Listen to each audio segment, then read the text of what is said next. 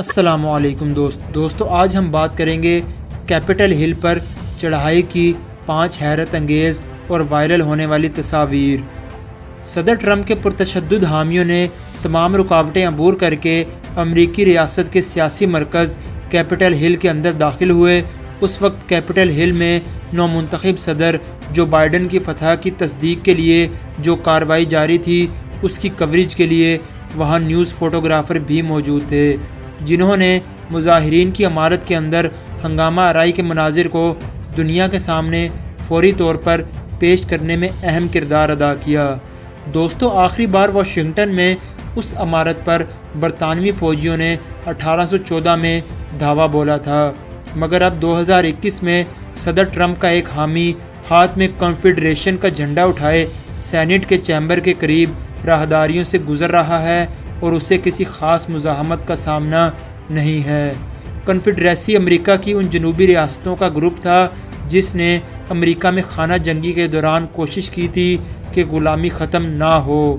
سیاہ فام شخص George Floyd کی پولیس کے ہاتھوں ہلاکت پر امریکہ میں نسلی تعصب کے خلاف ہونے والے مظاہروں کے بعد ملک میں اس جھنڈے پر پابندی عائد کرنے کے مطالبات نے زور پکڑا ہے، تاہم امریکی صدر ڈونلڈ ٹرمپ نے یہ کہہ کر اس جھنڈے کا دفاع کیا کہ یہ آزادی اظہار رائے کا معاملہ ہے۔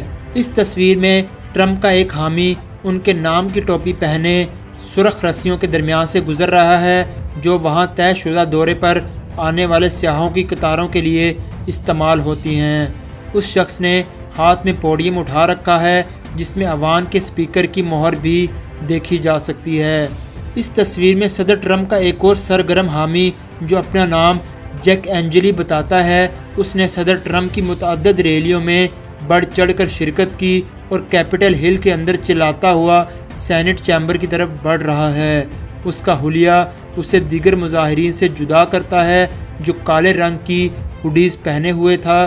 صدر ٹرمپ کے حامی سیلفیاں لیتے نظر آئے، لیکن واضح تھا کہ وہ وہاں اس لیے آیا تھا کہ دوسرے اس کی تصاویر لیں۔ عموماً تو واشنگٹن ڈی سی میں مظاہروں کی صورت میں مسلح سیکیورٹی فورسز بھاری تعداد میں سرکاری عمارتوں کی حفاظت پر مامور ہوتی ہیں، لیکن یہاں بظاہر سیکیورٹی کم تھی۔ اس ایک اور تصویر میں ٹرمپ کے ایک حامی رچرڈ ہارنیٹ ایک ایسی میز پر بوٹ رکھے بیٹھے ہیں جو کانگریس میں طاقت کا مرکز ہے، ہاؤس کی اسپیکر نینسی پیلوسی کا دفتر ہے۔ یہ ایک اور ڈرامائی تصویر ظاہر کرتی ہے کہ کیسے ایوان کی معمول کی کارروائی تشدد کے نتیجے میں تعطل کا شکار ہوئی۔ کیپٹل پولیس اپنی بندوقیں ایوان کے دروازوں پر تانے ہوئے ہے جبکہ پرتشدد مظاہرین اندر داخل ہونے کی کوشش کر رہے ہیں۔